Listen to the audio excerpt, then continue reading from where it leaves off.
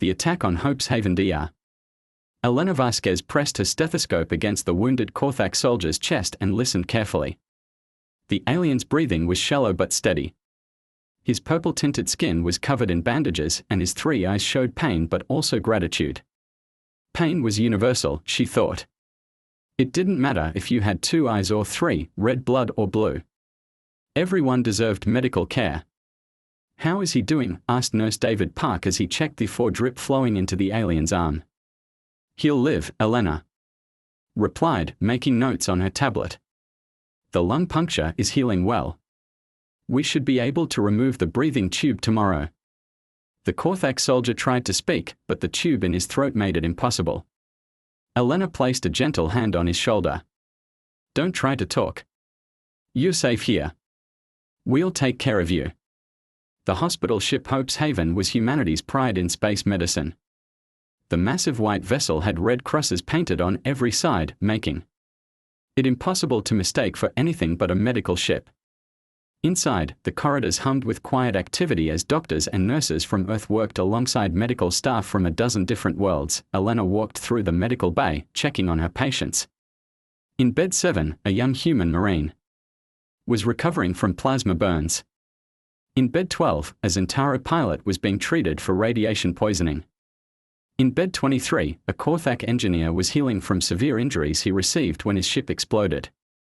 They were enemies in the war, but here they were just patients who needed help. The Centauri border war had been raging for 8 months. Humans were expanding into new star systems and the Korthak Empire claimed those systems belonged to them. Both sides had valid claims under different galactic laws, so the fighting continued. But the Hope's Haven stayed neutral. They helped anyone who was hurt, regardless of which side they fought for. Commander Marcus Chen found Elena in the surgical prep room. He was the ship's military liaison, responsible for the small defense force that protected the medical vessel.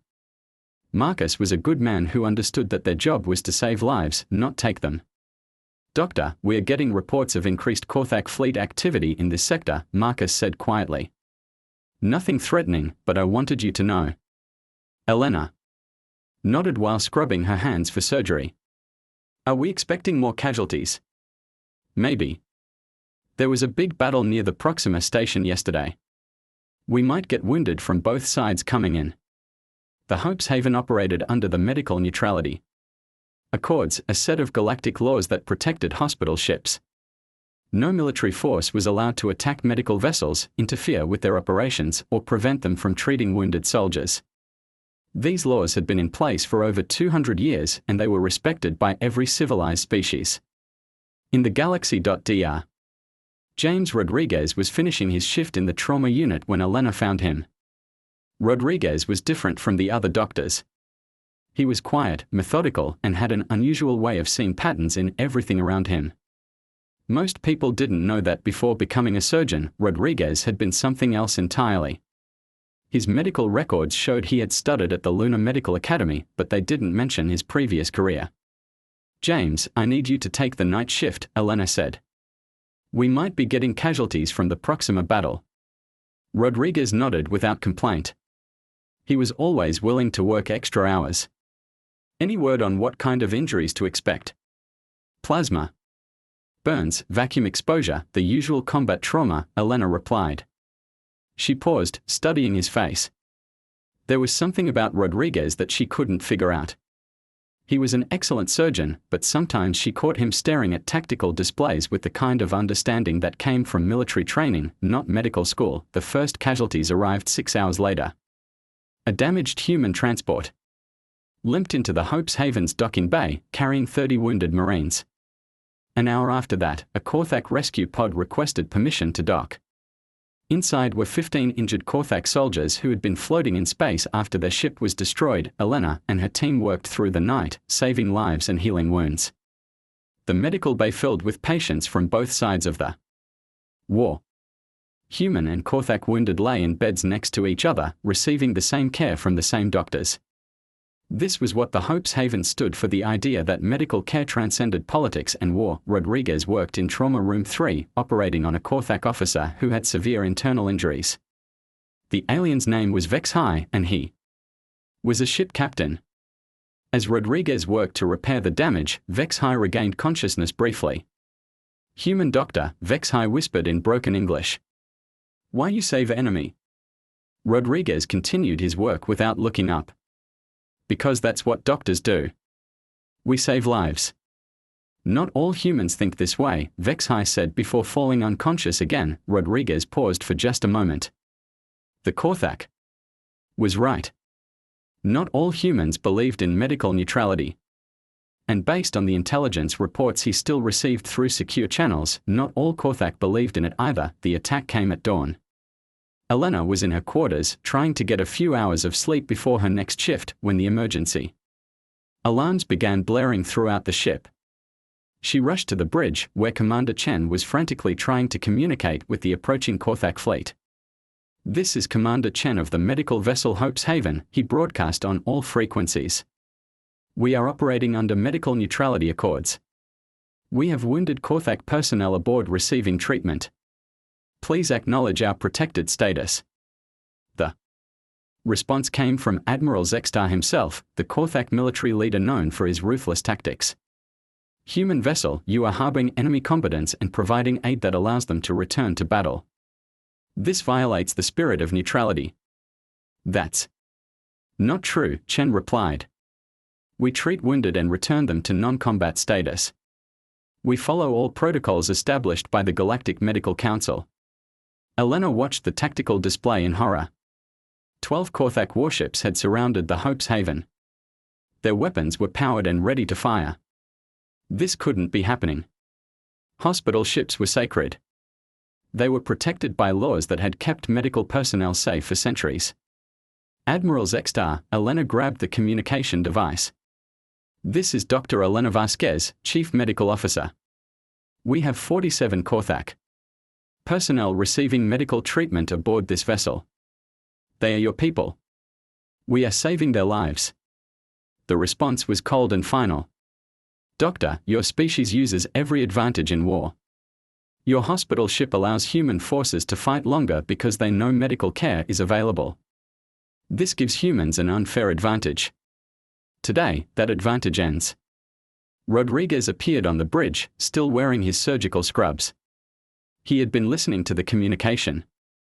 His face was calm, but Elena noticed his hands were clenched into fists. "Admiral," Rodriguez spoke into the communicator. "This is Dr. James Rodriguez. I want you to understand something very clearly. If you fire on this ship, you will be making the biggest mistake in your species' history." Zextar laughed. "Human doctor makes threats. What can one doctor do against the Korthak Empire?" Rodriguez looked directly at the communication screen. "More than you can imagine." The first missile hit the Hope's Haven near the engine section. The explosion shook the entire ship, and emergency lighting came on as main power systems failed. In the medical bay, patients screamed as their beds slid across the floor. Medical equipment crashed down from the ceiling. Elena ran through the corridors, trying to coordinate evacuation procedures. But there wasn't enough time. More missiles struck the ship, each one causing massive damage. The Hope's Haven wasn't designed to withstand military attacks. It was a hospital, not a fortress. In Trauma Room 3, Rodriguez was still operating on Captain Vexhai when the ceiling collapsed. A massive piece of metal beam fell toward the alien officer, but Rodriguez threw himself over his patient, taking the impact on his own back. Blood ran down his face as he continued working, determined to save the Korthak's life even as the ship died around them. The final explosion came when a Korthak torpedo hit the main medical bay directly. The blast was enormous, vaporizing entire sections of the ship instantly. Elena was thrown against a wall, and when she regained consciousness, half the Hope's Haven was gone. She found herself in an escape pod with 15 other survivors, watching their beautiful hospital ship break apart in space. Rodriguez floated in another escape pod, still holding the unconscious form of Captain Vexhai.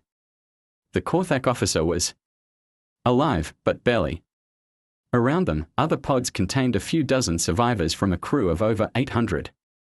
Doctors, nurses, medical technicians, and patients who had dedicated their lives to healing others were now dead, killed by the very people some of them had been trying to save. Rescue ships arrived 2 hours later, picking up the escape pods. Elena found Rodriguez in the medical bay of the rescue vessel. He was sitting quietly, staring out at the stars through a small porthole. Captain Vexhai was in a medical bed nearby, alive because of Rodriguez's determination to save him. "Why did you risk your life for him?" Elena asked, gesturing toward the unconscious Korthak. Rodriguez looked at her with eyes that seemed older than his face. "Because someone has to show them what humanity really stands for. And because Admiral Zextar just made the worst decision of his life." "What do you mean?" Asterisk. Rodriguez floated in another escape pod, still holding the unconscious form of Captain Vexhai. The Korthak officer was alive, but barely. Around them, other pods contained a few dozen survivors from a crew of over 800. Doctors, nurses, medical technicians, and patients who had dedicated their lives to healing others were now dead, killed by the very people some of them had been trying to save. Rescue ships arrived 2 hours later, picking up the escape pods. Elena found Rodriguez in the medical bay of the rescue vessel. He was sitting quietly, staring out at the stars through a small porthole. Captain Vexhai was in a medical bed nearby, alive because of Rodriguez's determination to save him. "Why did you risk your life for him?" Elena asked, gesturing toward the unconscious Korthak. Rodriguez looked at her with eyes that seemed older than his face. "Because someone has to show them what humanity really stands for. And because Admiral Zextar just made the worst decision of his life." "What do you mean?" Rodriguez turned back to the stars. "He thinks he won something today. He thinks destroying a hospital ship makes his empire stronger. But what he actually did was wake up something that was sleeping. Something that his people and every other species in this galaxy are going to wish had stayed asleep." Elena studied his face. There was something different about Rodriguez now. The quiet doctor she had worked with for months was gone, replaced by someone with a harder edge. Someone who looked at the galaxy and saw possibilities that others couldn't imagine. "James, who are you really?" Rodriguez smiled, but there was no warmth in it.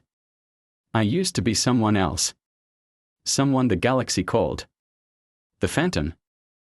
I retired from that life because I thought medicine was more important than war. But Admiral Zextar just taught me something important." "What's that?" "Sometimes you have to win a war to practice medicine in peace." 3 rescue ships carried the survivors of the Hope's Haven back to human space. Behind them, the wreckage of the hospital ship floated in the darkness, a monument to the day the galaxy learned that attacking human medical personnel was a mistake that would change everything. As the rescue ships jumped to hyperspace, Rodriguez was already making plans. The Korthak Empire thought they had eliminated a threat. Instead, they had created their worst nightmare.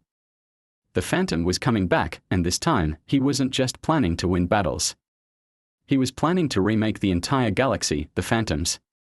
Gambit 3 months after the Hope's Haven was destroyed, the galaxy's response was exactly what Dr. James Rodriguez had expected. The Galactic Council met for weeks, with representatives making speeches about the importance of medical neutrality. The Korthak Empire offered to pay compensation to the families of the dead, but when asked to surrender Admiral Zextar for trial, they refused. They claimed he was a hero who had eliminated a military advantage disguised as a hospital ship. Rodriguez sat in his small apartment on Mars, watching the news broadcasts with growing anger. Every day, politicians talked about justice and peace. Every day, nothing happened. The Korthak kept their admiral, kept their ships, and kept acting like murdering medical personnel was acceptable warfare. Elena Vasquez visited him one evening, bringing dinner and hoping to check on his mental health. She found him surrounded by star charts, tactical displays, and intelligence reports that she didn't remember him having before. "James, what is all this?" she asked, looking at the complex information covering every surface in his apartment. Rodriguez looked up from a detailed analysis of Korthak trade routes. "Research. I'm trying to understand how the galaxy really works. This looks like military intelligence." Rodriguez smiled grimly. "It is. Elena, I need to tell you something about who I used to be before I became a doctor." Elena sat down, suddenly nervous. She had always suspected there was more to Rodriguez than his medical background suggested. "My real name is James Rodriguez. But in military circles, I was known as the Phantom. I was a strategic analyst for Human Fleet Command. Some people called me the best tactical mind in human space. Elena stared at him. You were military. But your records show you went straight from medical school to hospital work. Those records were created after I retired from strategic work. I became a doctor because I was tired of planning ways to kill people. I wanted to save lives instead. Rodriguez gestured at the scattered reports. But Admiral Zextar reminded me of something important. Sometimes you have to win a war completely to have real peace. Rodriguez activated a holographic display showing the current political situation in the galaxy. The Korthak Empire controlled over 200 star systems and had military alliances with 6 other species. Humans controlled about 60 systems and had trade agreements with dozens of neutral worlds. Look at this, Rodriguez pointed to the display. Everyone thinks this is about territory or resources. But that's not what war really is. War is about convincing your enemy that fighting you costs more than accepting your terms. Elena studied the display.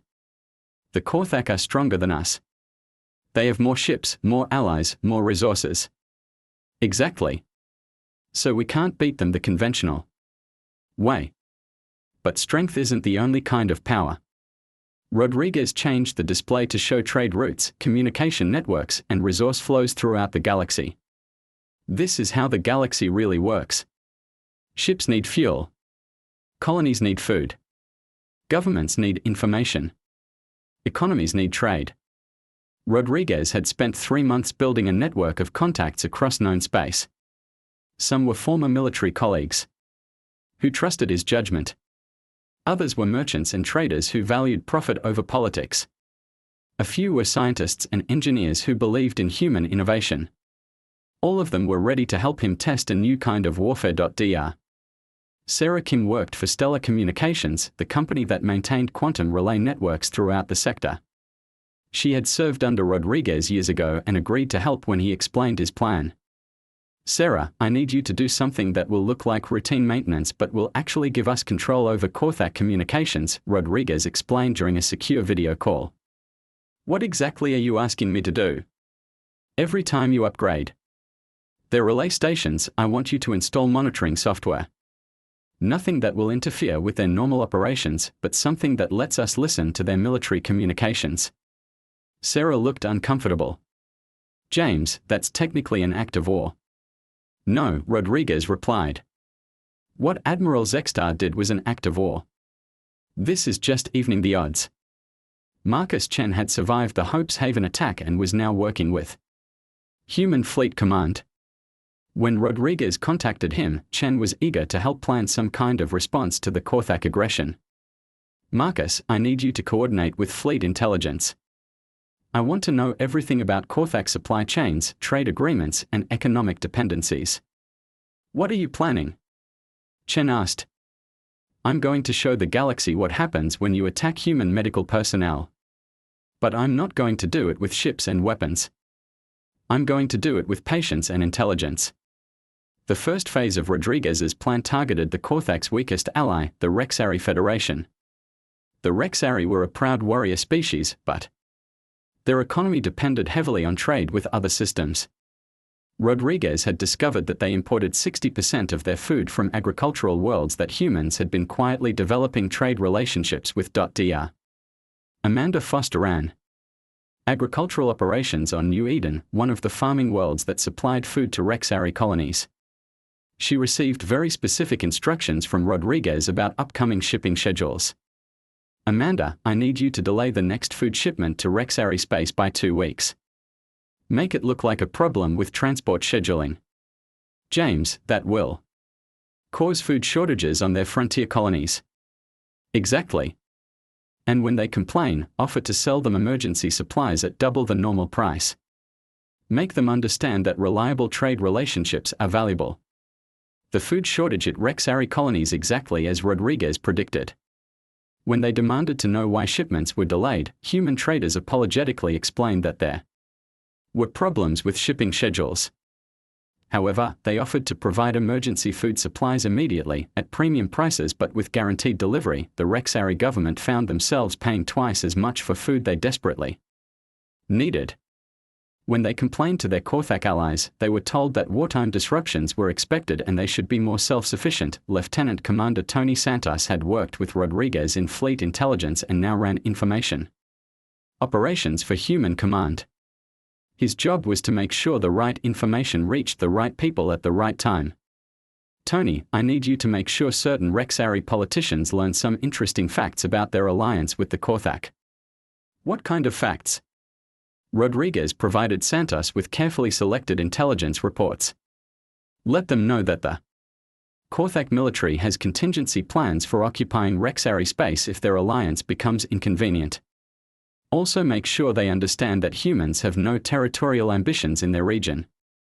***. The intelligence reached key Rexari leaders through seemingly independent sources.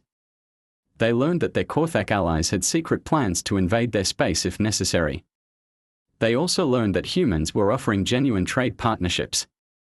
With no political strings attached, Captain Lisa Park commanded a small fleet of human merchant vessels that operated near the border between human and Korthak space.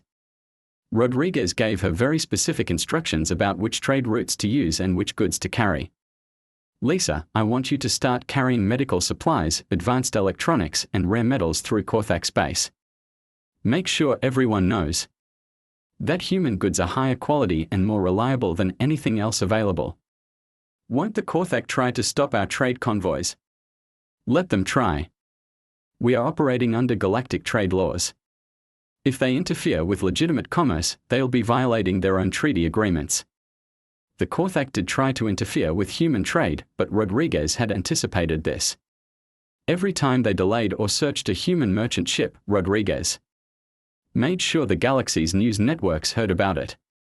Humans were portrayed as peaceful traders being harassed by aggressive militarists. More importantly, the delays meant that Korthak colonies didn't receive the goods they needed on schedule. Local governors started complaining to the imperial government about supply problems caused by military interference with trade. Rodriguez's network expanded as his plan showed results. Dr. Rebecca Martinez worked for Galactic Medical Supplies, the largest manufacturer of medical equipment in known space. She agreed to implement Rodriguez's suggestions about distribution priorities. Rebecca, I want you to prioritize medical equipment shipments to human allies and neutral systems. If Korthak territories want our medical technology, they can pay premium prices and accept longer delivery times. James, people will die if they can't get medical equipment. People already died when Admiral Zexstar destroyed a hospital ship. But I'm not cutting off medical supplies completely. I'm just making them more expensive and less convenient for our enemies. Within 6 months, Korthak colonies were experiencing shortages of advanced medical equipment, while neutral systems that traded with humans had the best medical care in the galaxy. The message was clear: being friendly with humans was good for your health, while being hostile with humans was dangerous. Engineer David Wong ran the Proxima Station construction project, where humans were building one of the largest space stations in the galaxy. Rodriguez asked him to make some specific modifications to the station's design. David, I want you to build the station so it can serve as a major trade hub for this entire sector. But I also want it designed so we can control who uses it and when. What do you mean? Build it so that if someone becomes hostile toward human interests, we can deny them access to our facilities, our fuel, our repairs, and our trade networks. Proxima Station became the most advanced trading post in the sector. Alien species found that doing business there was more efficient and profitable than anywhere else. But Rodriguez made sure that access to the station's services depended on maintaining good relationships with humanity. The psychological warfare was Rodriguez's most subtle weapon. Professor Maria Santos was a xenopsychologist who understood how different alien species thought and made decisions. Maria, I need you to help me understand Korthak psychology. What motivates them? What do they fear? How do they define success and failure? Korthak culture values strength and dominance above everything else, Maria explained. They respect power and despise weakness. But they also have a strong sense of honor and tradition. Rodriguez used this information to design operations that made the Korthak look weak and foolish. When Admiral Zextar announced a great victory against human forces, Rodriguez made sure that victory turned into an embarrassing defeat through supply failures and equipment malfunctions. When Korthak politicians promised their people quick success in the war, Rodriguez dragged out conflicts until those promises looked like lies. The turning point came when Captain Vex-High, the Korthak officer Rodriguez had saved during the Hope's Haven attack, made contact through secret channels. Dr. Rodriguez, I want to thank you for saving my life. But I also want to tell you something important. Many Korthak officers are beginning to question Admiral Zextar's leadership. The attack on your hospital ship was not honorable warfare. Rodriguez had been hoping for this moment. Captain, what if I told you that there was a way to restore honor to your military while also ending this destructive war? Through Vex-High, Rodriguez began secretly supporting a faction of Korthak officers who opposed Zextar's brutal tactics. These officers believed that attacking medical ships brought shame to their entire species. Rodriguez provided them with intelligence about Zextar's failures and resources to organize political opposition. The final phase of Rodriguez's plan involved making humanity indispensable to galactic civilization. Dr. Jennifer Walsh led human technology development projects that were creating innovations other species couldn't match. Jennifer, I want you to accelerate development of our quantum computing networks, advanced medical scanners, and hyperspace communication systems. But I want you to design them so they require ongoing technical support from human engineers. You want to create dependency. I want to create partnership. Species that work with us get access to the best technology in the galaxy. Species that oppose us find themselves falling behind technologically. The strategy worked better than Rodriguez had hoped. Within 18 months, over 100 worlds were using human technology for essential services. Their computers, medical equipment, and communication systems all required human technical support to function properly. The Rexari Federation was the first to break their alliance with the Korthak Empire. Faced with food shortages, trade disruptions, and technological dependence on human systems, they negotiated a separate peace treaty. The treaty included provisions for Rexari protection of human medical ships and guarantees of safe passage for human hospital vessels. Other Korthak allies began following the same pattern. The Zalani Republic, the Morphic Collectives, and the Crystal Hierarchies all discovered that opposing humans was expensive and inconvenient, while cooperating with humans was profitable and beneficial. Admiral Zextar found himself commanding an empire that was falling apart from within. His own officers were questioning his leadership. His allies were abandoning the alliance. His colonies were experiencing shortages of food, medicine, and technology. The end came when Captain Vex-High led a military coup that removed Zextar from power.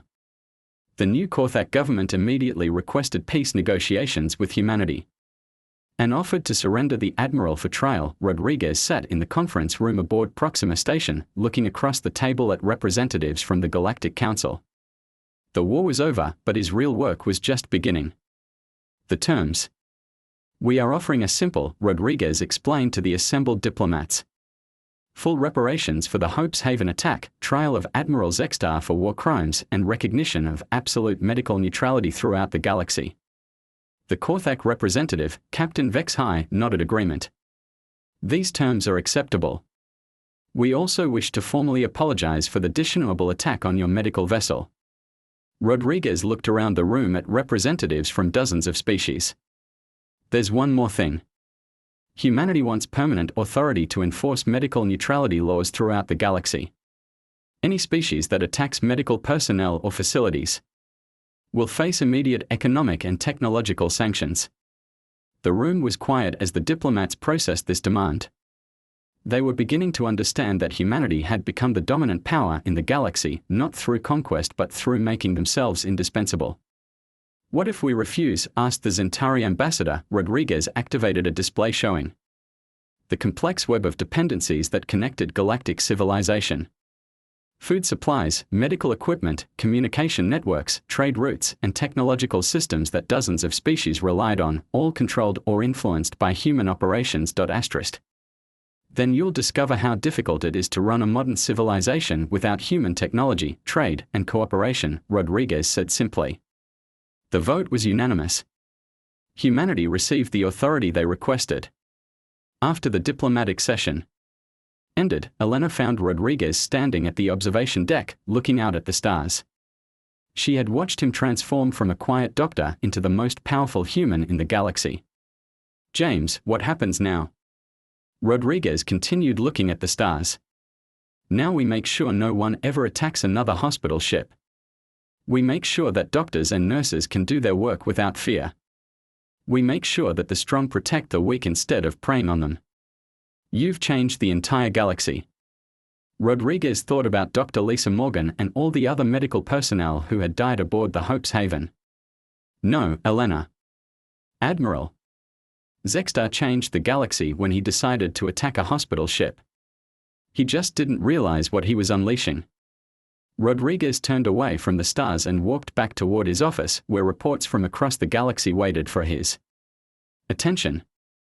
The former doctor known as the Phantom had become the shadow ruler of known space, and he intended to use that power to make sure the galaxy never forgot the lesson of the Hope's Haven. In space, the strong no longer did whatever they wanted, while the weak suffered. Now, the strong protected medical personnel, or they discovered that being strong wasn't enough when the entire galaxy turned against them. It was a new rule for a new age, written in the wreckage of a hospital ship and enforced by the brilliant mind of a man who had learned that sometimes you had to remake the world to save lives in peace. Asterisk.